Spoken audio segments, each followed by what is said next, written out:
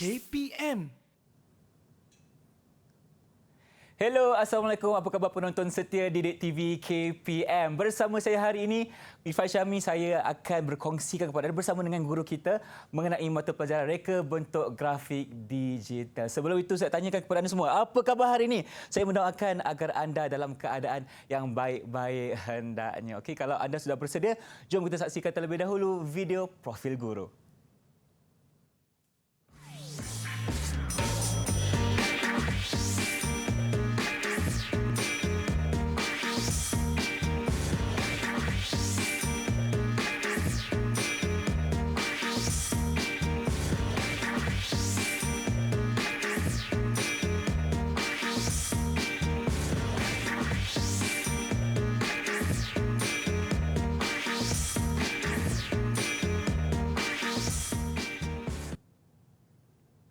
Bersama saya sekarang Cikgu Haidar dari SMK Kir Johari Beranang Selangor. Cikgu, apa khabar? Assalamualaikum. Waalaikumsalam warahmatullahi wabarakatuh. Alhamdulillah, cantik sihat. Cikgu hari ini berpakaian serba hijau. Okey, jadi cikgu hari ini kita akan belajar mengenai mata pelajaran reka bentuk grafik digital untuk anak murid cikgu yang mengambil mata pelajaran vocational, betul? Betul. Jadi, untuk segmen pertama ni apa yang kita akan belajar? Silakan cikgu. Okey. Kita tengok slide dulu ya. Silakan. Okey. Untuk yang pertama kali, Assalamualaikum dan selamat sejahtera semua. So, untuk hari ini, fokus kita adalah kepada segmen, adalah pada sukses SPM 2021, iaitu untuk slot pecutan bagi mata pelajaran vocational reka bentuk grafik digital kertas 1 dengan kodnya adalah 7407-1. Okey, untuk pertamanya saya ingin ingatkanlah kepada calon-calon SPM semua tentang tarikh peperiksaan kita. Okey, temu janji kita di Dewan Periksa nanti adalah pada 20 Mac 2022, iaitu pada hari Selasa. Okey, peperiksaan akan berlangsung selama 2 jam daripada 2:30 petang hingga 4:30 petang. 29 Mac cikgu ya? 29 Hari Mac. terakhir SPM, tak silap saya. Ya, betul. Ini mungkin calon-calon dah excited nak habis cepat kan. So harap-harap jangan terlampau cepatlah excited tu. Okey, kita teruskan kepada format instrumen pentaksiran. Okey, macam MPV yang lain juga untuk RGD, reka bentuk grafik digital ataupun kita biasa panggil dia dengan RGD, short formnya. RGD. Ada 2 kertas juga, iaitu kertas 1 dan juga kertas 2. Kertas 1 merupakan ujian bertulis dan kertas 2 merupakan pentaksiran kompetensi yang menggunakan modul khas yang dikeluarkan oleh lembaga peperiksaan. Okey, ini kita macam tadilah, kita dah tengok kertas 1, kita fokuskan terus kepada ujian bertulis. Kita ada 2 bahagian, iaitu bahagian A dan juga bahagian B. Macam saya sebut tadi, 2 jam. Markah penuhnya adalah 100, tapi wajarannya adalah 60%. Untuk kertas 2 adalah merupakan pentaksiran kompetensi. Okey, berdasarkan kepada modul tadi MPKK yang kita sebutkan. Kemudian tempoh masa ni, ini kita dah laksana dah settle dah semua markah. Dah selesai di key in lah. Okey, adalah pada Februari 4 2020 dan juga Disember 5 2021. Okey, markah keseluruhannya adalah 700, tapi wajarannya mewakili 60%.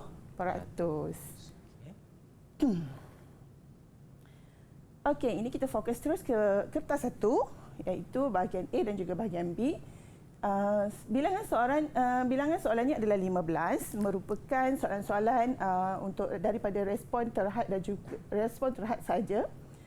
Markah penuh tadi 60, markah untuk bahagian B adalah 60. Konstruknya adalah mengetahui. Dalam mengetahui itu ada banyak lagi lah konstruk lain. Terminologi ada, fakta ada, convention ada. Okey, untuk bahagian B pula, kita ada 4 soalan. Merupakan soalan respon terhad dan juga respon terbuka. Okey, yang ini akan mewakili 40 markah lah. Konstruknya ada 5.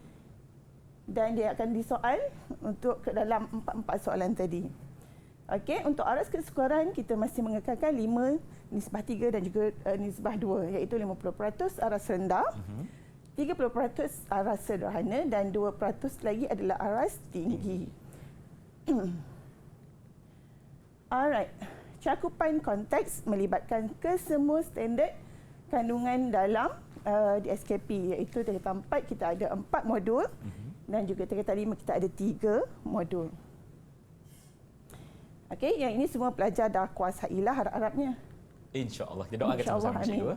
Okey, kemudian ini kita dah, yang ini kita anggap kita dah laksanakan dah. Bukan anggaplah, memang kita dah laksanakan dah. So, saya puratakan markah mungkin 55 pelajar dah ada dalam tangan lah untuk per 60% tadi. Kita andaikan dulu, cikgu. Kita andaikan dulu. Kemudian, untuk dapatkan cemerlang ni, okey, pelajar dah boleh kira-kira dah berapa per 100 yang dia perlu dapatkan untuk kertas satu nanti. So, dekat sini saya anggapkan kita, contohlah, ini paling rendah lah kita boleh dapatkan, 40%. So, bila 40%, kita dah convert, kita dah masukkan dalam 40%, kita akan dapat 16/40. 40%, okey. So, markah keseluruhan yang saya perolehi, contohlah macam saya ni calon kan. Okey, kertas 1 tambah kertas 2 tadi, kita akan dapat 71.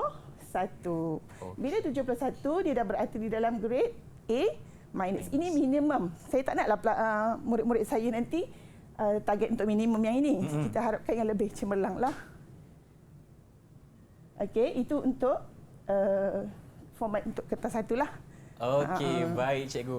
Nampaknya itulah andaian diberikan oleh Cikgu Haida mengenai markah yang perlu anda peroleh untuk mendapat keputusan minimum cemerlang, cikgu. Tetapi apa yang kita harapkan adalah untuk anda teruskan ulang kaji untuk mendapat keputusan yang lebih baik dalam peperiksaan nanti. Okey, sekarang ni kita nak berhenti berehat seketika. Jangan lupa untuk terus bersama kami di Sukses SPM 2021 Pacutan. Kita berehat seketika. Didik TV KPM. Terima kasih kerana setia bersama kami di Didik TV KPM, dan dalam program kita hari ini Sukses SPM 2021 Pacutan, kita dalam mata pelajaran reka bentuk grafik digital. Jadi kita akan teruskan dengan segmen yang kedua bersama dengan Cikgu. Dipersilakan, Cikgu. Okey, terima kasih. Okey, kita sambung terus. Kita pergi ke bahagian A untuk contoh-contoh soalannya. Okey, bahagian A ni kita ada 15 soalan. Terdiri pada soalan jenis select dan juga supply. Markahnya 60 dan murid-murid semua ataupun calon semua perlu menjawab semua soalan 15 tadi tu. Okey, setiap soalan boleh terdiri pada 1 hingga 5 markah. Dia tak tetap 5 lah, tak tetap 4. Dia boleh jadi 2, 1 ataupun dalam lingkungan 1 hingga 5 lah. Okey. Masa yang dicadangkan adalah selama 40 minit. Maksud kat sini ada 15 soalan, 45 minit. So kita boleh kirakan, bundarkan jadi satu soalan dalam 3 ataupun ke bawahlah 3 minit. Okey. Okey, kita terus ke soalan 1. Berikut menunjukkan pernyataan tentang dua jenis grafik digital. Dia bagi pernyataan A dan juga B. Okey, untuk A, kualiti gambar tidak jelak, tidak terjejas jika saiz dibesarkan, terbentuk daripada garisan dan juga lengkungan. Kualiti untuk pernyataan B, kualiti gambar akan terjejas jika saiz dibesarkan, dan juga poin kedua, terbentuk daripada susunan titik-titik piksel. So, soalannya adalah, berdasarkan jadual 1, nyatakan jenis grafik digital yang berlabel A dan juga B. So, kat sini kita kena tahu kehendak soalan. Kita dah diberi dengan pernyataan, kemudian arahan soalannya adalah nyatakan jenis grafik digital yang berlabel A dan juga B. So first kali, pertamanya kita kena tahulah, pelajar-pelajar sebenarnya dah belajar pun, hanya ada dua jenis saja, raster dan juga vektor. Mungkin dia akan kelirulah yang mana satu A, yang mana satu B. So kat sini untuk raster, pelajar kena ingat semula, raster ni adalah gambar yang terdiri daripada susunan titik-titik piksel.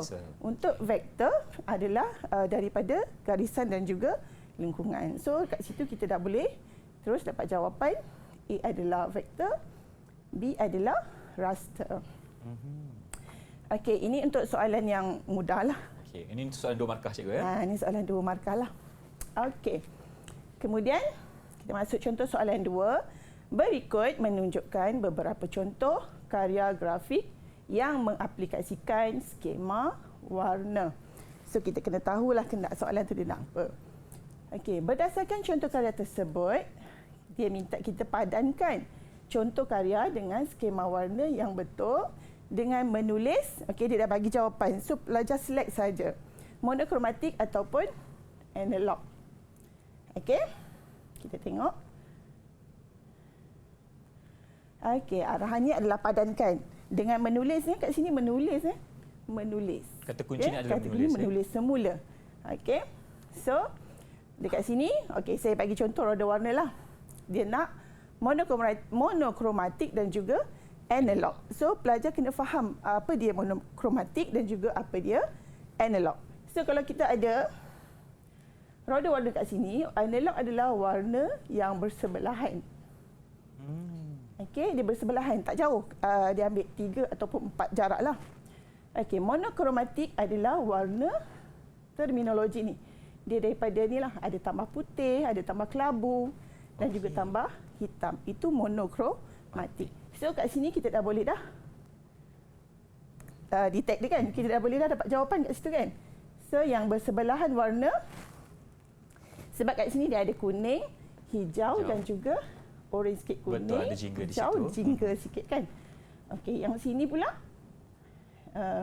monokromatik sebab dia ambil warna hijau. Okay. Ada hijau tambah putih, ada hijau tambah kelabu. Yang ini hijau tambah hitam. Okey.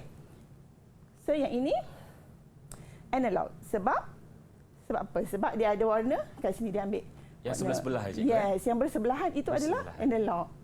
Dia ada ambil warna ungu sikit, ada ambil warna merah dan juga jingga. Okay. So yang terakhir adalah monokromatik sebab kita ambil daripada sinilah. Orange, jingga tambah dengan putih, tambah dengan kelabu dan juga yang ini tambah dengan hitam. Okay. So kita kena pasti dia sebagai monokromatik. Okey. Soalan seterusnya adalah masih lagi berkaitan dengan warna. Okey. Berikut menunjukkan 3 karya grafik yang mengaplikasikan skema warna yang berbeza. Masih lagi skema warna. Baik. Okey. Berdasarkan karya tersebut, nyatakan nama warna yang betul, nama skema warna yang betul bagi karya grafik yang bagi karya grafik pada ruang jawapan. So yang ini dia tak bagi pilihan. Yang ini tak bagi pilihan. Yang tadi dia dah bagi dah monokromatik dan juga analog. Yang ini pelajar kena cari sendiri, kan? Macam yang tadi, kita masih menggunakan roda warna. Okey, ini untuk nota lah. Untuk mengingatkan pelajar balik. Dia pun boleh tulis je kat soalan tu, kalau diingat, dia boleh tulis semua, kan? So, kita ada skema monokromatik, kita ada analog, kita ada triadic, tetradik, pengenap dan juga pengenap terpecah. So, kita ada roda warna macam tadi saya terangkanlah. Kita kena tengok gambar rajah dulu. Dah terkeluar pula tu. Okey, boleh ceritakan kenapa tetradik? Kenapa tetradik? Sebab dia ada 4 warna. Dia ada merah, dia ada orange, dia ada jingga, ada biru. Okey, dan juga ada hijau. Tetradik ni dia kalau saya contoh sikit dia hijau kat sini, and then warna merah. Kemudian warna biru dan juga warna macam peach, kan. So bila kita gabung dia jadi segi 4. Itulah maksud warna tetradik. Oh, kalau gabungan warna itu membentuk satu segi 4, dia akan menjadi tetradik, cikgu. Tetradik, ya betul. Okey. So untuk yang kedua, triadik. Kenapa triadik? Bila triadik ni, tria kan dia 3. Pandai lah. Okey, kita try ambil contoh. Ini ada kuning kat sini kot. Kat sini kan. Biru, cikgu. Okey, biru. And lagi satu warna macam magenta ni, kan. Okey, so kita gabung, dia akan jadi 3. Okey, jadi segi 3. Senang. Kita nak tahulah nanti. Okey. Kemudian yang terakhir adalah penggenap. Penggenap ini memang paling senanglah sebab penggenap adalah warna yang bertentangan. Contoh kat sini adalah orange dan juga biru. Dia mungkin ambil orange yang ini dan biru dia bertentang. Oh. Itu penggenap. Orange menggenapkan biru. Orange menggenapkan biru. Jingga itu menggenapkan biru lah. Baik. Okey. Saya harap anak-anak pun dah calon-calon kita pun dah faham dah benda Cikgu, ni. kalau penggenap terpecah macam mana pula, cikgu? Okey, penggenap terpecah ni contoh dia ambil tadi warna biru kan? Biru. Mungkin dia ada satu kat sini warna orange, kat sini merah. Dia mesti langkau satu warna. Langkau satu warna. Okey. Okey, dia langkau satu warna. Dia dipecahkan oleh warna di tengah tu. Ya, macam ni patutnya dia terpecah bawah. Tapi pecah pun tak boleh jauh sangat, nanti jadi triadik. Okey, faham. Okey. Terima kasih, cikgu. Okey, seterusnya masih lagi warna. Warna. Seronok kan kita main dengan warna? Betul. Okey. Soalan 4, contoh soalan 4. Ini sebenarnya kategori suhu warna dan juga peranan warna lah. Okey. Berikut menunjukkan kategori warna. Dia bagi A, B, C dan juga D, harmoni, kontras, sejuk dan juga panas.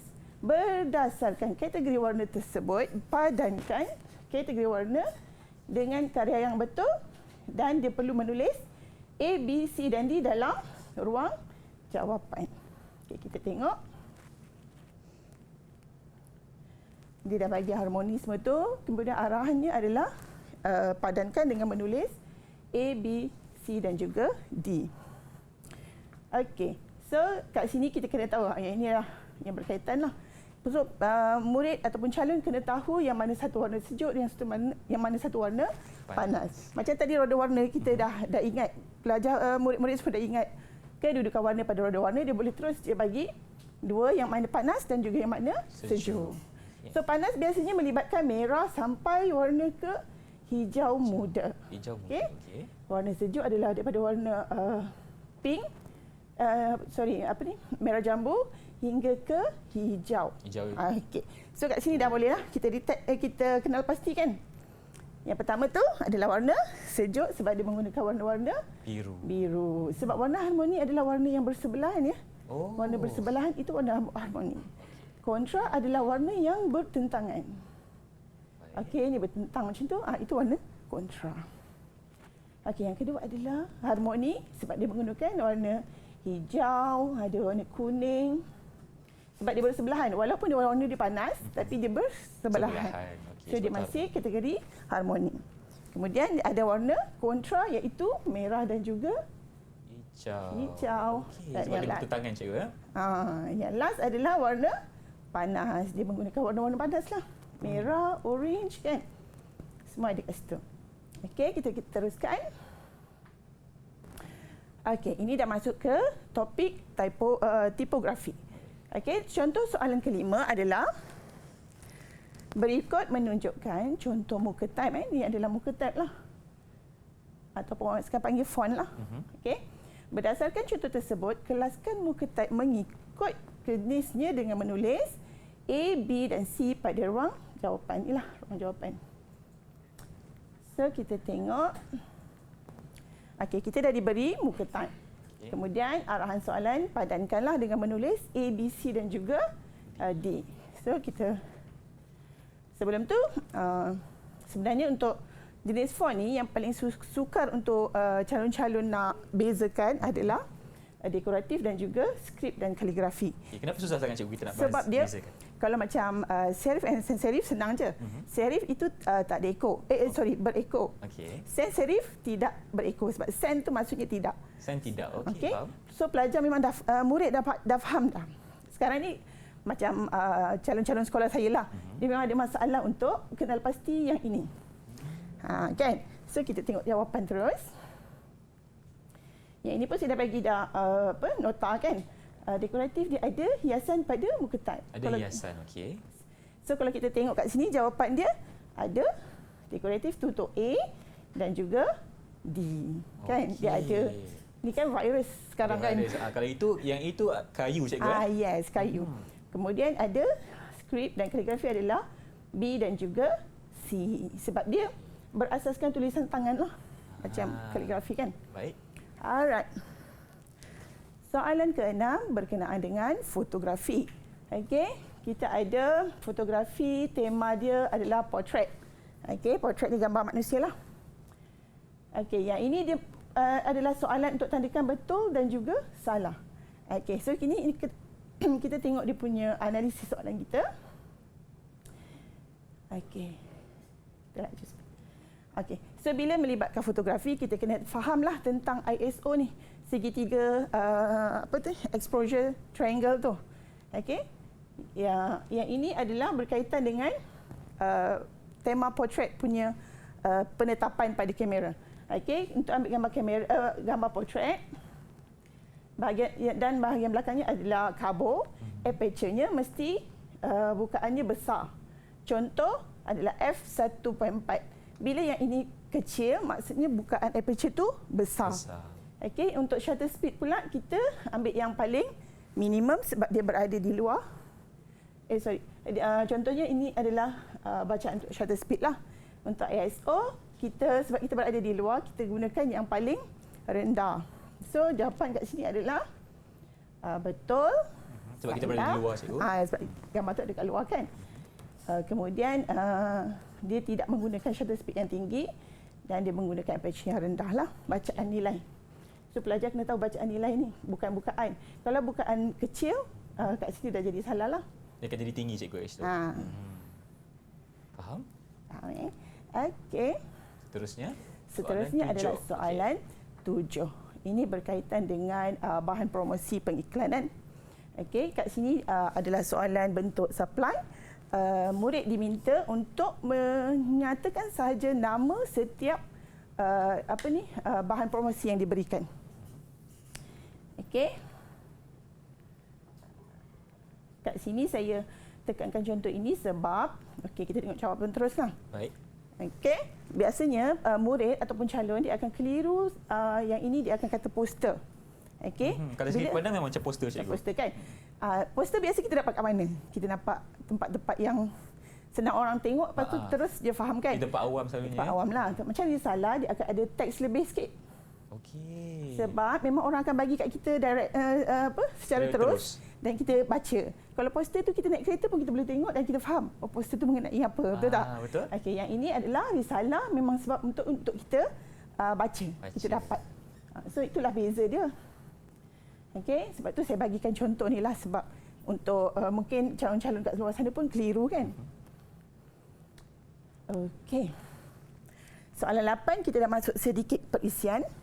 Okey, menunjukkan kesan fitur transformasi dalam penyuntingan grafik. Okey, dia minta kita nyatakan benar atau palsu. Okey, yang ini kita kena faham betul-betul benar atau palsu. Saya sendiri pernah keluarkan soalan macam ni dekat murid-murid saya. Dia tulis tanda. Kan? So yang ini jangan silap sebab kita tengok arahan soalan. Dia nak kita tulis semula benar atau palsu dan juga palsu. Okey.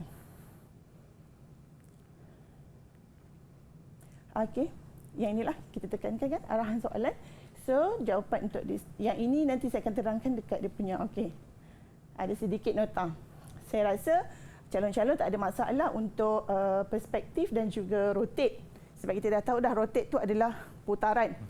Okey, perspektif pula adalah pandangan yang kita dia ada melibatkan titik lenyap. Okey. So saya rasa calon dah boleh jawab untuk dua. Mungkin yang ini dan juga ini dia akan keliru sikit sebab dia ada macam hampir-hampir sama. Okey, kita tengok yang jawapan dulu supaya senang. Distort to be palsu, perspektif memang yang inilah. Rotate kita yang dapat yang A tu dan juga skew adalah palsu. Sebenarnya yang ini adalah dia bertukar sebenarnya. Okey. Nak tahu distort ataupun skew, kita kena tengok raja lah. Kalau distort, okey, kalau kita klik dekat titik ni, kan kita bawa mouse, dia boleh pergi kat mana-mana. Okey, dia boleh pergi tanpa ada paksi lah. Baik. Kalau skew, dia akan ikut paksi. Ikut paksi. Yes, X ataupun Y. So yang ini kita sebenarnya adalah skew, yang ini adalah distort. So jadi dia palsu lah. Palsu. Okey, harap anak-anak fahamlah. Saya setuju. Nampaknya itulah penerangan bagi kertas satu bahagian A, cikgu. Di mana soalannya adalah select ataupun supply. Kita kena masukkan saja informasi yang kita ada dalam jawapan kita. Okey, jadi sekarang kita nak berhenti berehat seketika, kembali selepas ini di Sukses SPM 2021 untuk mata pelajaran vocational kita. Jumpa anda selepas ini. Didik TV KPM. Kembali bersama kami di Sukses SPM 2021 Pecutan bersama dengan Cikgu Haida. Tentunya kita sedang dalam mata pelajaran reka bentuk grafik digital. Dan untuk segmen seterusnya, apa yang kita akan sentuh pula? Silakan Cikgu. Okey, segmen seterusnya adalah bahagian B lah. Kita teruskan ya. Silakan. Okay. Bahagian B kita ada 4 soalan. Kesemua soalan adalah soalan supply. So memerlukan calon untuk memberikan jawapan sendirilah. Okey, dia ada 40 markah dan perlu jawab semua soalan. Okey, tak boleh tinggal. Okey, setiap soalan ada 10 markah. Masa yang dicadangkan adalah 75. Okey, satu soalan tu dia akan ada pecahan-pecahan lah. Dia ada A, B, C semua. Okey, kalau kita teruskan contoh 1. Okey. Soalan dia macam inilah, ada pecahan. Okey. Tapi keseluruhannya adalah 10 markah. Ya. Keseluruhan kat sini saya tuliskan ada 1 markah, 4 dan juga 4 markah. So total jumlahnya adalah 10. Okey, soalan dia adalah menunjukkan produk grafik yang dihasilkan menggunakan perisian penyuntingan grafik. Okey, berdasarkan rajah tersebut, rajah 3 tadi, nyatakan teknik manipulasi. Kalau boleh kita gariskanlah apa yang dia nak kan. Okey, teknik manipulasi yang diaplikasikan pada produk. Yang kedua, nyatakan satu fitur transformasi. Dan yang ketiga, huraikan, okey, huraikan langkah untuk mengaplikasikan mengaplikasikan fitur transformasi di jawapan 1A tadi. Okey, kita dasarkan jawapan di atas. Ini 1B ya, minta maaf. 1B. Okey, 1B inilah kan dia minta fitur transformasi. Dan yang ketiga, terakhir, terangkan langkah untuk menghasilkan teks. Okey, teks mangga. Ada satu je perkataan mangga kat situ kan. Okey, so jadinya kita punya analisis adalah, okey, kita ini nota saya lah. Dalam di SKP, murid-murid memang telah belajar 3 teknik manipulasi ni. Kalau ikutkan teknik manipulasi dia ada banyak, tapi dalam di SKP untuk tingkatan 4 dan juga 5 ni dia perlu tahu 3 saja. So dia nak kena buat analisis tak banyaklah, 3 saja tekniknya kan. Kemudian so daripada kat sini kita akan tengok maksud setiap teknik tu. Okey, untuk photo merge kat situ gabungan beberapa foto untuk menjadikan satu imej baharu. Contohnya biasanya kita boleh nampak dari manipulasi panorama, pemandangan yang kita gabungkan. Kemudian untuk foto collage, okey, kita kumpulkan imej dan kita potong dan tampal pada satu canvas untuk jadikan produk yang barulah. Kemudian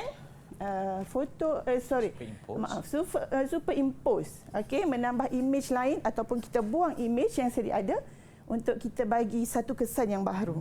Okey, so kat sini kita dah boleh kenal pasti apa tekniknya. Kan? So jawapannya adalah foto collage. Dia potong gambar-gambar yang ni dan dia tampal. Kemudian dia minta kita nyatakan satu fitur transformasi. Fitur tu apa cikgu maksudnya? Dia macam tools, alat ataupun teknik lah kalau dalam perisian tu. Okey. So murid-murid calon-calon insya-Allah dah sedia maklum lah. Baik. Terima kasih cikgu. Okey. So kat sini kalau kita tengok pada 3 imej ni kan, dia kata yang dia untuk proses memandu imej. So imej adalah 3 ni je lah. So dia minta satu, sebutkan satu. Tapi kat sini saya bagi contoh 3 lah. So mana-mana satu lah jawapan boleh diterima, iaitu perspektif, distort ataupun skew. So seterusnya, huraikan langkah untuk jawapan 1B tadi kan. Contoh kita ambil skew lah kat sini. Okey, dia akan terangkanlah langkah-langkah tu. Kita tengok ada 4 markah. Kemudian yang pertama sekali murid akan aktifkan layer Dalam perisian ni dia gunakan perisian yang ada lapisan-lapisan. So kena aktifkan layer dekat mana image tu berada. Kemudian dia akan buat operasi. Okey, dia akan pergi edit, transform. Dalam ni adalah, dan dalam transform kita pilih skew. Tekan butang enter baru dia jadi, and then akhir sekali mesti simpan hasil kerja. Okey. Itu antara langkah-langkah lah. Kalau dia pilih distort, kat sini je dia tukar. Okey, dekat operasi tu cikgu. Dekat operasi. Kalau perspektif tadi pun dia hanya tukar dekat operasi tadi. Okey, kemudian nak hasilkan teks mangga sahaja. Kat sini dia minta teks mangga. Yang pertama dia kena aktifkan type tu lah untuk dia menaip. Kemudian untuk type tu, operasi dia kena klik pada canvas dan typekan teks mangga. Kena eja lah cikgu Kena type balik lah mangga tu. Okey. Kemudian untuk buat, bila kita type kita kena ada buat penetapan. Kita nak size dia, okey, jenisnya dan juga warna. Kat sini kita gunakan panel character. Okey. Kemudian klik menu layer untuk kita bagi, ni ada kesan khas kan? Betul. Ada stroke kat situ. So kita gunakan layer style dan juga kita pilih stroke dan buat tetapan untuk nilai dan juga warna dan juga saiz stroke. Dan yang ini jangan lupa simpan hasil kerja. Okey. Cikgu Ifrat tanya, yang langkah terakhir tu simpan hasil kerja tu memang wajib ke cikgu? Kalau tak ada dapat tak markah? Dia tak wajib. Tapi kalau secara logiknya, kalau kita buat satu karya kan? Karya betul. Kadang-kadang kita tinggal. So kita kena juga nyatakan simpan hasil kerja tu. Tak nyatakan tak apa, tapi untuk langkah selamat kita tulis je. Tak susah pun kan nak tulis kan, simpan hasil kerja ataupun file save as. Okey. Kan ada dia punya menu. Betul. Okey. Terima kasih So, cikgu. soalan kedua. Okey, ada darjah 4. Ini adalah menunjukkan proses menghasilkan logo identiti corporate menggunakan fitur gabungan. Dia dah sebut dah fitur gabungan. Okey, kemudian soalannya, A, kenal pasti dua fitur gabungan yang diaplikasikan, dan B, huraikan langkah kerja untuk menghasilkan logo dengan mengaplikasikan fitur gabungan di 2A. Okey, so kita tengok jawapan kat sini, analisis soalan yang kita boleh buat. Okey.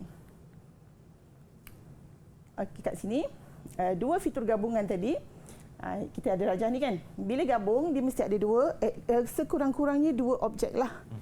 Segi 4 dan juga segi 3. Baru boleh kita ada gabung. Baik. Sekolah 1 kita nak gabung dengan mana kan? Kita tak ada gabungan. So, yang ini adalah contoh yang ini adalah hasil daripada union. Perkataan berbeza itu kita ambil kira daripada perisian-perisian yang berbeza lah. Okey.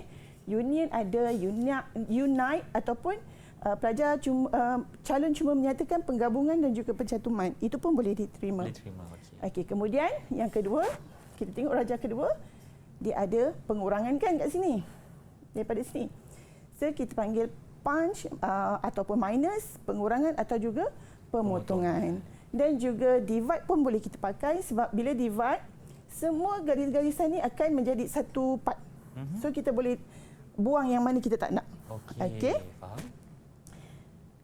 So yang B, huraikan langkah untuk menghasilkan logo dengan mengaplikasikan fitur gabungan tadi. So daripada sini kita nak aplikasikan dalam penghasilan logo lah.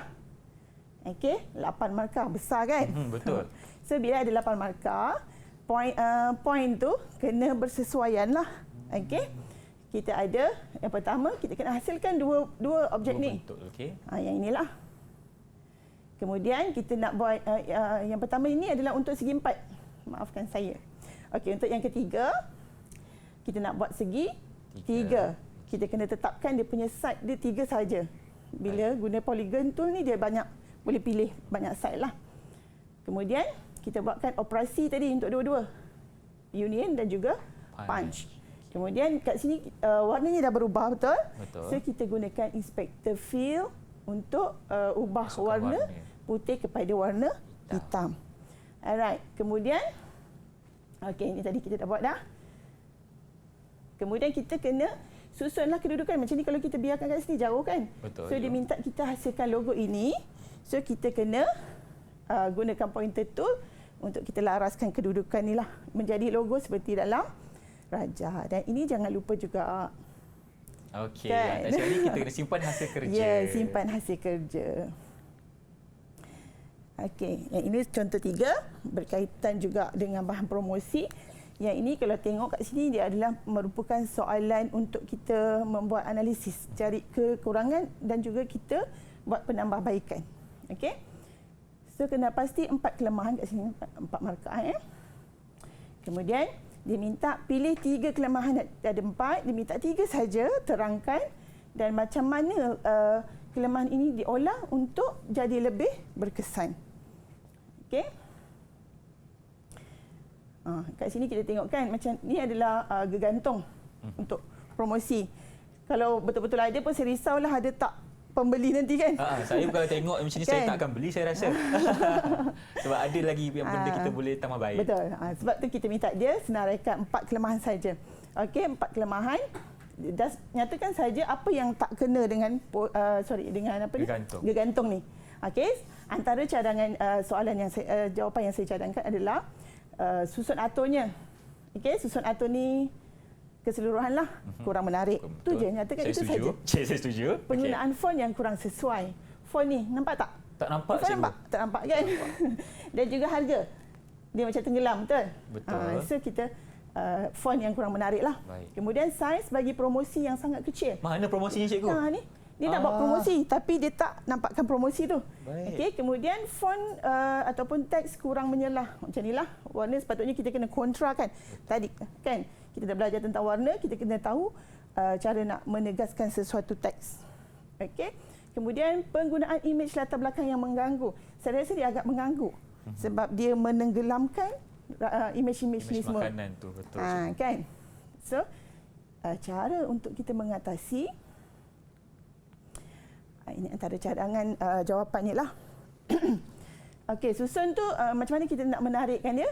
Kita kalau sebelum ni pelajar dah belajar tentang grid, so kita cubalah aplikasikan grid tu dalam ni. Kita buat grid.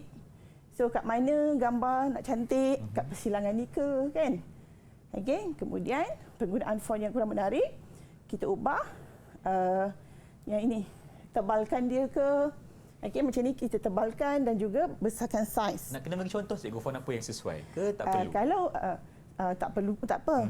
Sebab yang ini dia just font ni dah sesuai dah tapi dia kena besarkan saiz sikit ataupun tebalkan. Baik. Untuk yang nombor 3 lah ni, sangat kecil kan. Yang ni sangat kecil. So dia kena ubah saiz yang bersesuaian supaya lebih jelas. Okey, kemudian yang terakhir, yang keempat ini sebenarnya dia minta 3 saja tapi saya bagi jawapan lebih lah. Yang keempat, prinsip penegasan tidak diaplikasikan. So dia nak buat apa sebenarnya ni? Nak promosi ke? Nak tunjuk je ke? Kita tak nampak apa yang ditegaskan. So elok-eloknya dia buatlah promosi kedai apa kan? Yang ni. Dia tekankan perkataan promosi. Tekankan perkataan promosi tu sebagai penegasan tujuan bahan itu dihasilkan. Okey. Okey, yang ini contoh untuk soalan pengiraan. Yang kat sini dia dah bagi dah spesifik kerja dan juga kos. Pelajar calon-calon kena peka dengan apa saja detail yang ada dalam jadual yang diberi. So, soalan dia adalah hitung kos upah. Kos upah 3 pekerja, 8 jam, 2 minggu. Yang ini kena tukar kepada hari. Okey. So dia dah bagi dah kan, semua ada detail kat situ. Kos upah 4 jam. Maaf. RM4 1 jam. Okey, semua dia dah ada. And then kita tengok. Yang kedua dia nak hitung kos pengeluaran projek. Yang ini memang calon kena ingat semua rumus yang berkaitan. Okey. Kos 3 pekerja. Okey, yang ini 2 markah. Yang ini kalau pelajar calon dah ingat, kalau dia tak tulis pun tak ada masalah, tapi yang ini dan jawapan ini kena betul. Dan juga yang inilah. Minta maaf, saya tersilap bagi maaf. Yang ini kalau dia tak tulis pun tak apa. Okay. Yang ini dengan yang ini. Dia kena ada. Itu wajib ada. Ya, wajib ada sebab dia nak untuk kos 2 minggu. Betul. Kan? Okey. Untuk C, okey, harga jualan untuk sekotak sekiranya dibagi dalam margin adalah 38% kat situ. Kos pengeluaran yang ini kalau macam tadi saya sebutlah sebab markah dia 6. Dia ada 3 pengiraan. 1, 2 dan juga 3 untuk dapatkan harga jualan sekotak. So rumus semua kena ingat. Okey. Kalau dia tak tulis rumus pun tak ada masalah, tapi detail yang macam ni harga untuk sekotak ni mesti ada. Cara nak kira keuntungan yang ini pun mesti ada. Okey. Okey. Baik cikgu, terima kasih untuk penjelasan bagi bahagian B cikgu ya. Dan saya harapkan anda tadi dah tulis semua nota dan catat dah apa yang diberikan oleh cikgu supaya anda lebih cemerlang untuk menjawab soalan peperiksaan nanti. Okey, sekarang ini kita nak berhenti berehat seketika. Jumpa anda selepas ini di Didik TV KPM. Jangan ke mana-mana. Didik TV KPM.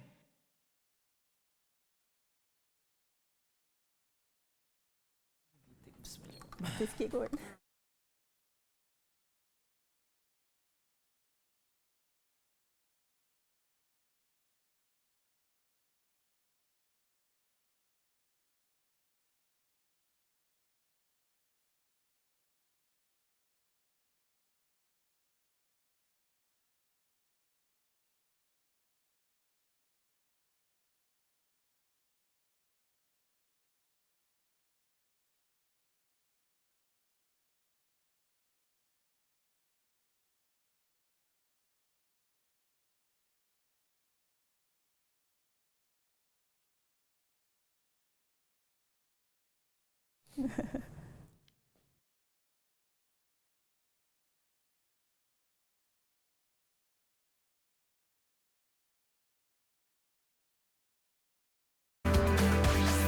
Didik TV KPM.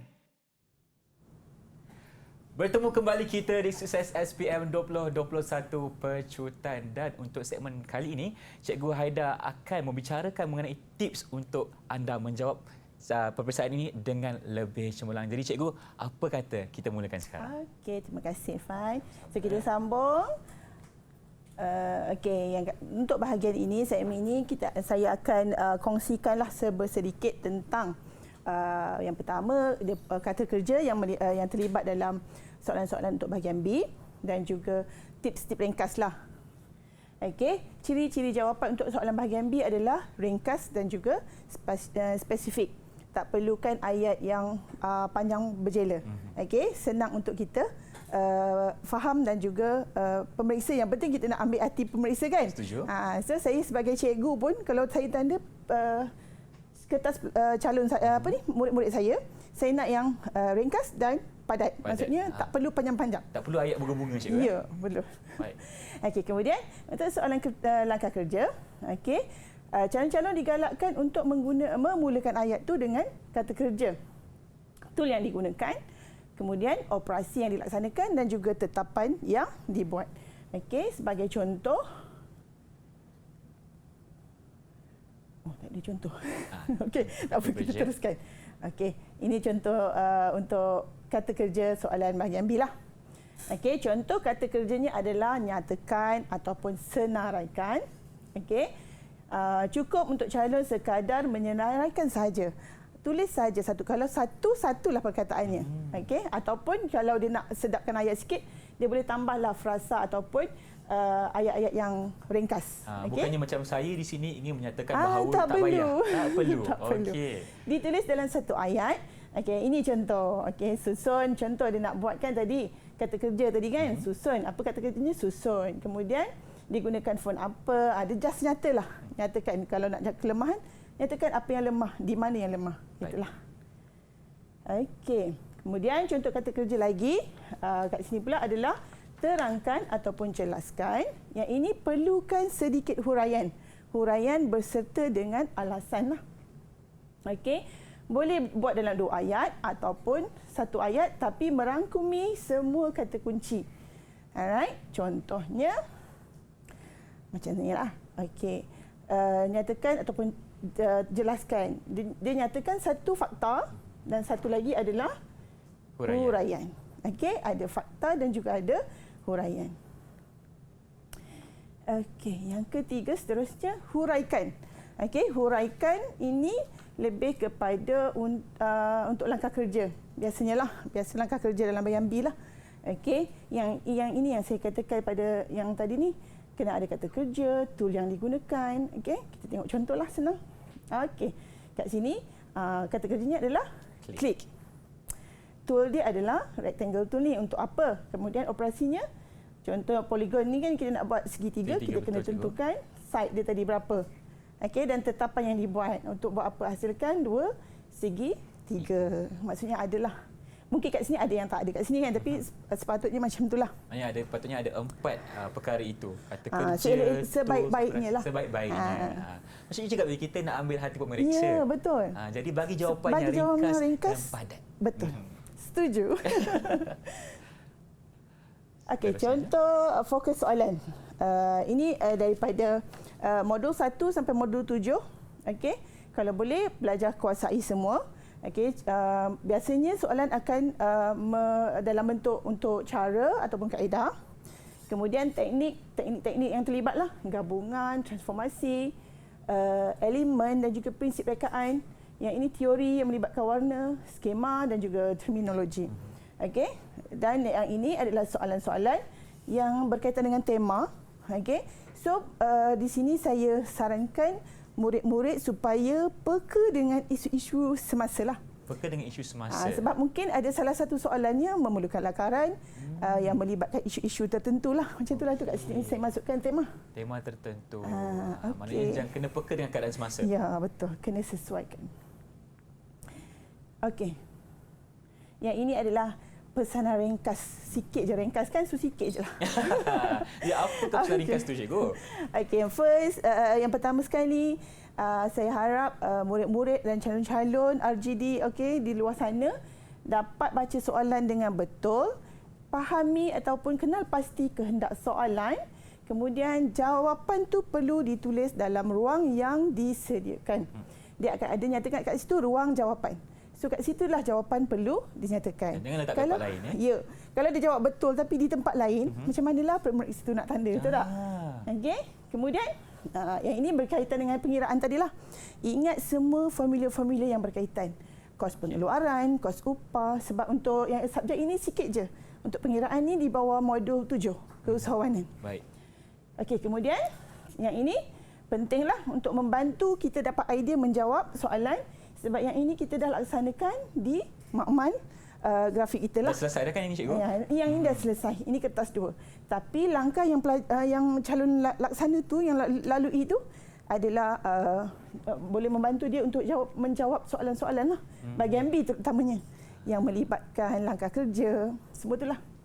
Okey, itulah sedikit sebanyak mengenai pesanan ringkas daripada Cikgu Haida. Dan mungkin saya satu soalan dari Cikgu lah. Tadi kita ada banyak berbicara mengenai skema warna. Bagaimana caranya Cikgu untuk anda murid Cikgu mengingati kita punya kedudukan warna dalam roda warna tu? Okey. Caranya. Cantik soalan. Terima kasih. Okey. Sebenarnya kalau dalam peperiksaan sebenar, kertas soalan sebenar pun ada ruang putih yang banyak. Macam inilah ada ruang putih kan. So, kita boleh conteng je dekat mana-mana ruang putih asalkan calon tidak mengganggu ruang jawapan. So, kalau kita nak ingat roda warna, kita buat je bulat. Kita bagi 12. Okey. Okey. Bagi 12 lah. Okey, macam inilah lebih kurang Okey, so kita kena tahu kedudukan warna asas dulu. Apa warna asas? Warna asas kita ada merah, biru, kuning. Okey. Contoh kita letak merah sini. Okey, dia mesti selang 3 tau. 1, 2, 3. Biru. 1, 2, 3. Kuning. So, calon dah boleh kenal pasti untuk warna sekunder pula. Merah campur biru, letak kat bahagian tengah-tengah ni. Dia jadi apa merah campur biru? Merah campur biru jadi ungu. Ungu, betul. Okey, kuning campur biru jadi hijau. Hijau. Merah campur kuning jadi jingga. So kat sini pelajar calon boleh conteng sikit kat ruang putih tu supaya nak dapatkan visual. Nak dapatkan. Okey, nak dapatkan. Kita dah tahu dah kedudukan. So macam skema warna tadi tu kita bolehlah tentukan. kat mana. Okey, baik. Terima kasih Cikgu atas tips yang diberikan. Mungkin sedikit ucapan dari Cikgu untuk calon-calon SPM kita untuk tarikh 29 Mac nanti. Silakan Cikgu. Okey. Sebenarnya adalah sekali macam ni kan. Ada ucapan dah sediakan dah. Okey. Saya harap untuk slot kali ini dapatlah memberi sedikit manfaat, tak banyak pun sikitlah manfaat untuk calon-calon reka bentuk grafik digital, kod kertas 7407 Palang 1. Saya juga mendoakan ke semua calon-calon SPM nanti akan dapat menjawab ataupun diberikan kelancaran idea untuk menjawab soalan seperti mana dalam skema pemarkahan, dalam peraturan pemarkahan lah. Harap-harap samalah, walaupun tak sama tapi tak menghampiri. So yang penting calon-calon kena sentiasa tenang. Okey, jangan terlampau seronok last paper kan, paper kertas terakhir kan, hari terakhir jangan terlampau seronok dulu. So fokus dulu pada soalan-soalan, pada peperiksaan kita nanti. Itulah saya harapkan semoga semua calon SPM RGD 7407 Palang 1 berjaya dan mendapat keputusan yang cemerlang. Marilah anak kita sulung, doakan kan? sama-sama. Cikgu apa dia? Anak sulung. Anak sulung. Batch pertama untuk KSSM. Okey, baiklah. Terima kasih Cikgu Haida atas segala perkongsian yang diberikan kepada anak-anak muridnya yang bakal menduduki peperiksaan pada 29 Mac nanti. Kita doakan agar anda mendapat kejayaan yang melimpah ruah. InsyaAllah semoga anda mendapat kejayaan yang cemerlang. Bawa balik untuk ibu bapa anda. Okey, kalau kita berjumpa lagi. Terima kasih kerana menonton Didik TV KPM untuk hari ini. Kita akan bersua kembali. InsyaAllah Cikgu. Terima kasih. Assalamualaikum.